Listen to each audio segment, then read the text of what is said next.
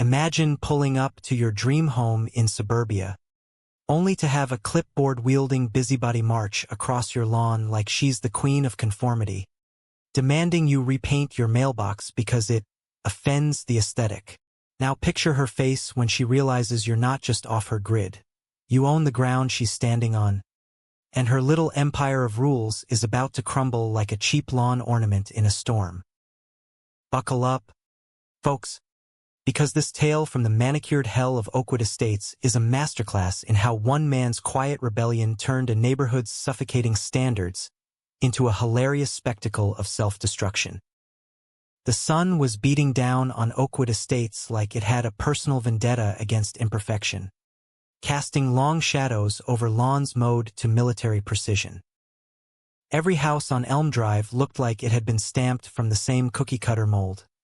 Beige siding, white picket fences that screamed, "Keep out," without actually saying it, and mailboxes in one of three holy colors, taupe, eggshell, or that god-awful neutral beige that made everything blend into a bland soup of sameness.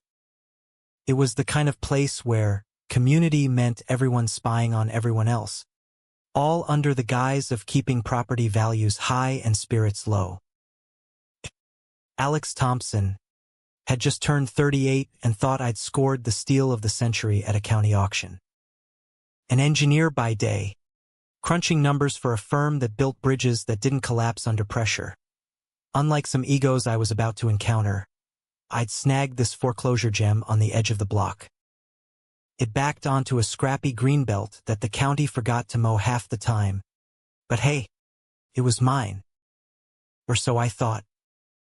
Quiet guy. Me. Not one for block parties or small talk about mulch. I'd fix up the place with my own hands, maybe add a vegetable garden that didn't conform to anyone's approved flora list. What I didn't count on was the invisible chokehold of the Oakwood Estates Homeowners Association. Or, as the locals whispered, the Karen Kingdom. Leading the charge was Linda Voss, the HOA president who'd probably been born with a gavel in one hand and a fine slip in the other.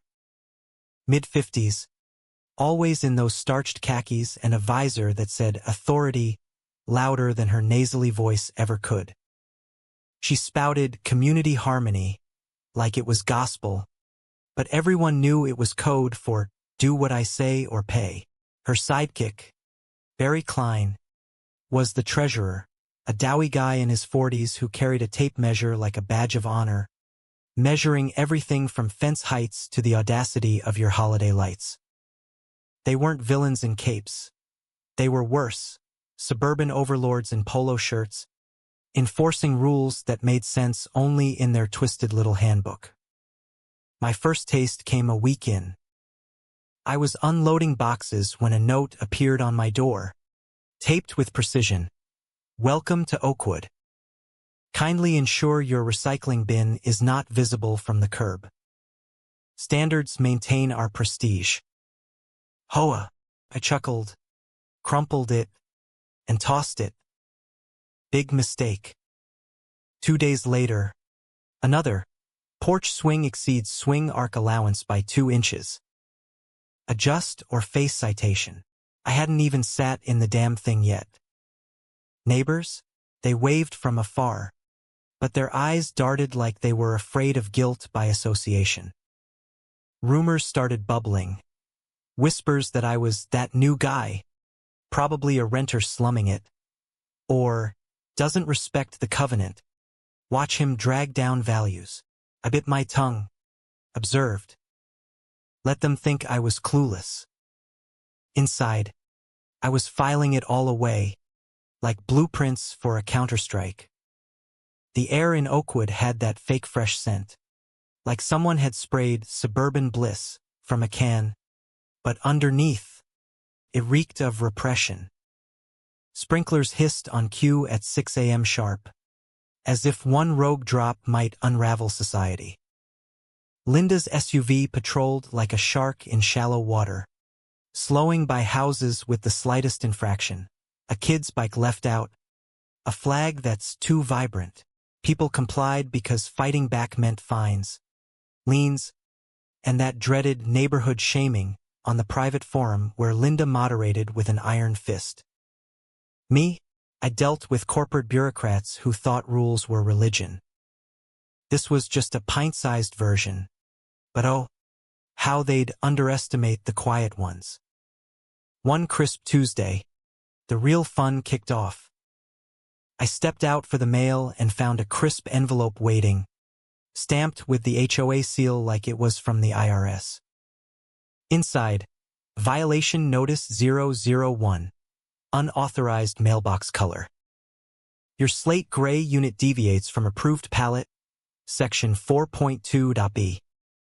Repaint within 7 days or incur $50 daily fine. For the good of the community. Linda Voss, President. I stared at my mailbox, the one I'd installed myself, sturdy, modern, and yeah, gray because who cares? It wasn't hurting anyone.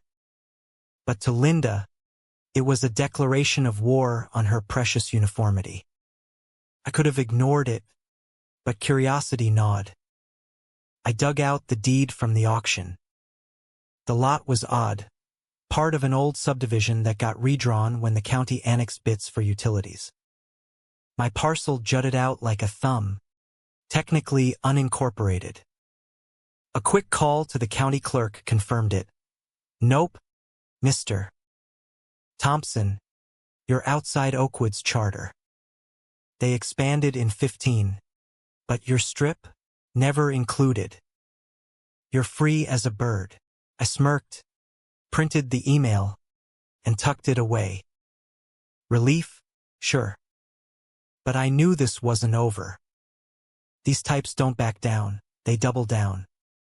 By evening, my inbox pinged, urgent, non-compliance escalation. Under Annexation Clause 7.c, adjoining parcels fall under visual jurisdiction. Comply or face enforcement. Visual jurisdiction? Sounded like something they made up over brunch. Linda's signature loomed at the bottom, all loops and authority. I leaned back in my chair, sipping coffee, watching the sun dip behind identical rooftops. They were turning my yard into their playground. Fine. I play, but on my terms. The fines started rolling in like unwanted junk mail. Day 3. A neon yellow slip slapped on my door at dawn. Penalty assessed, $150 due. Barry must have snuck over in the dark. I caught him once, tape measure in hand, squinting at my curb like it personally offended him. Morning, Barry, I called out casually. He jumped, fumbling his phone. Just documenting, he muttered, snapping a pic of my mailbox before scurrying off. Pathetic. Whispers turned to outright gossip. On the forum, yeah, I lurked anonymously. A thread popped. New resident undermining our standards? Photos attached. My house, blurred but obvious. Comments piled. Eyesore. Property values will tank. Probably doesn't even own it properly. Linda chimed in. Rest assured, the board is handling this to preserve our harmonious community. Harmonious? More like harmonious dictatorship. Neighbors avoided me now. One guy, Tom from across the street, crossed to the other sidewalk mid-wave. Another slipped a note. They ruined the Millers over a bird feeder. Hang in there. I didn't snap. Instead, I researched, pulled plat maps, cross-checked with county databases. Jackpot. The HOA's 2015 expansion never filed properly. It was pending for a decade, meaning they'd been playing sheriff on borrowed land. Deeper dig. My lot held easements, water lines, drainage, even fiber optics snaking under half the block, including the community park and hall. Technically, they're sprinklers on my dime. Their signs? Trespassing. I visited the county office, a dusty relic smelling of stale donuts. The archivist, an old-timer named Earl, chuckled when I explained. HOAs, huh? Think they're God till someone reads the fine print. He stamped copies, smirking. Your parcel owns the guts of this neighborhood. They mess with you. They mess with infrastructure. Back home, I spread it all on the table. Fines, maps, deeds. Outside, Linda's SUV slowed by, her visor-shadowed eyes glaring. I waved cheerily. She sped off. That night, another email, final warning, defiance noted. Authorities will be involved. Defiance? Lady, you started this. I sipped my beer, plotting. They wanted a fight over inches, I give them miles. Tension thickened like fog over the perfect lawns. Barry started patrols, measuring my grass height, once at 6 a.m., tape out, muttering about non-standard blades. Barry, I said one morning, coffee in hand, you measuring for a haircut or a violation? He flushed. It's for uniformity. Linda says a lot. Ever check if she's got the right map? He stammered, retreated. Forum exploded. Rebel on Elm Drive. Call for action. Linda posted. This threat to our values must be addressed. Meeting scheduled. Neighbors buzzed. Some sided with HOA out of fear. Others sent anonymous support. You're onto something. They fined me for loud wind chimes. I stayed silent, observing. Then the big one. A flyer under every door. Mandatory compliance hearing, Saturday. Community hall. Attendance required for solidarity. Solidarity, more like show trial. Police invited. Per the note. Linda was pulling out all stops, fearing her throne wobbling. I prepped my folder, maps, stamps, easements. Hired a lawyer buddy, Mike, for backup. This is gold, he laughed. They've been squatting on your land for years. As Saturday dawned bright and mocking, the hall filled with folding chairs, murmurs. Linda at the podium, Mike feedback screeching like her ego. Barry beside, stack of evidence. A cop lounged by the door, bored. Neighbors fidgeted, some shooting me sympathetic glances. Order. Linda tapped the mic, voice dripping false civility. We gather to address Mr. Thompson's blatant disregard for our cherished standards. She listed violations. Mailbox, grass, even my unapproved garden stakes. This erosion of unity threatens us all. Murmurs agreed weakly. Barry nodded vigorously, pen clicking like a nervous tick. I stood, folder in hand. Before fines fly, Linda, one question. Under what legal charter are you enforcing this? She blinked, visor slipping. The Oakwood Covenant, of course. All parcels comply. All? Checked the county lately? I slid the map across. Your expansion? Never filed. My lot? Outside your border by 30 feet. And those easements? Mean your hall's plumbing runs through my property. Gasped. Barry sputtered. But we've always doesn't mean legal. I cut in mildly. Mike stepped up. Folks, the HOA's been collecting dues on unowned land. That's fraud territory. Linda's face twisted, tension cracking her facade. This is outrageous. Officer, arrest him for disruption. The cop glanced at the map, shrugged. Ma'am, this looks civil.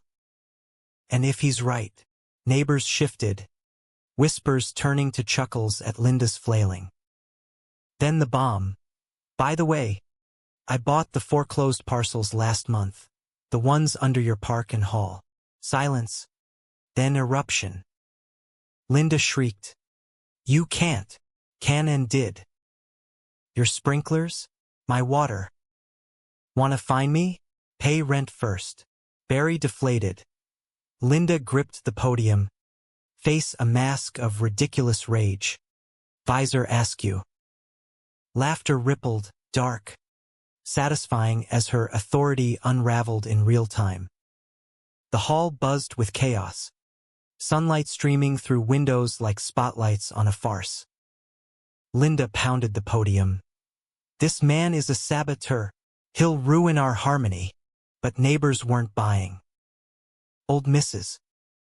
Hale stood. Harmony? You find me $200 for pink flamingos. Maybe he's right. Claps scattered. Growing. Barry whispered to Linda. Face pale, we never checked the filings. She hissed back. Shut up. We'll sue. I laid out the deeds. County confirms. Your charter's expired. You've been lording over ghost boundaries. Mike added, pursue this. And it's trespassing charges for you. The cop nodded. He's got a point. Operating on private land without permission? Bad move. Linda's eyes darted, sweat beading under her visor. But community standards, she wailed, voice cracking into absurdity. A guy in the back snorted. Standards? Like your no-fun rule.